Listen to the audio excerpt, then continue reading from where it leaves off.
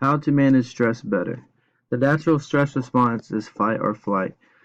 In this response, the body becomes stressed. There's things that happen such as sweaty palms and your heartbeat becomes rapid, and brain systems begin to fire. To demonstrate this, I have a paragraph from a previous core project. As Gerald was walking from his work to the bus stop, he remembered that he hadn't prepared a report for his boss he told him to get done by the end of the day. Gerald's boss has always had it out for him, and Gerald knew that if he didn't get the report, his head would be on the chopping block. As he was reflecting on what he should do, his amygdala started activating his sympathetic nervous system, which thrust his body into fight or flight mode.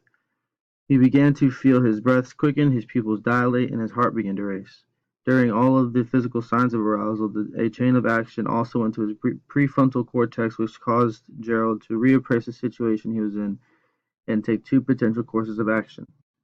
One course of action that would be a successful reaction to the stressors he was facing, and the other would be an unsuccessful reaction to the stressors. The next point is the biopsychosocial model. The first paragraph demonstrates the successful Gerald. The successful Gerald took this opportunity to challenge himself and his intellectual capacity to get the report done before his boss noticed.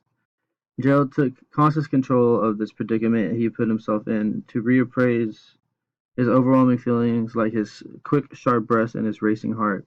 He decided there was a sign of strength and readiness to attack this report, so Gerald became confident instead of overwhelmed. He used this reappraisal of the situation to form a plan that would allow him to complete the report as fast as possible.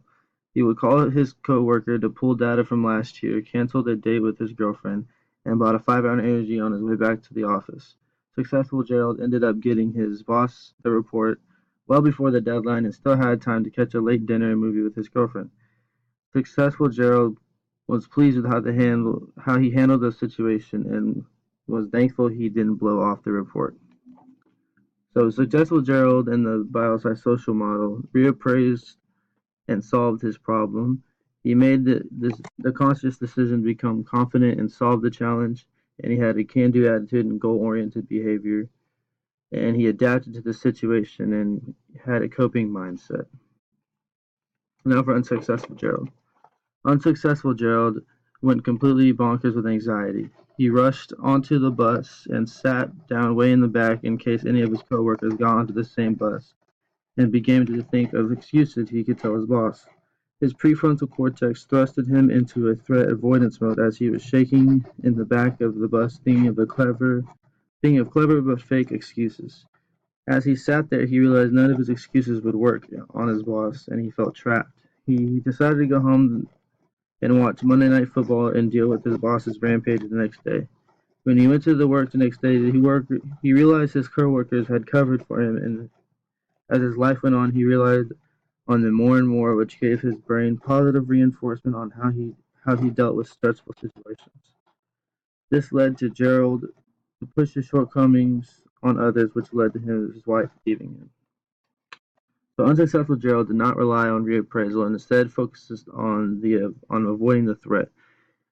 He figured he could get away with it, and it ended up costing him big time. His no can do attitude and no successful coping mindset was the end of his successful career in life.